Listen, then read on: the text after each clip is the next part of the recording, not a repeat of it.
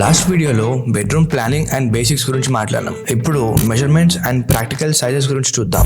Bed height around 18 to 24 inches ఉంటే comfortable గా ఉంటుంది.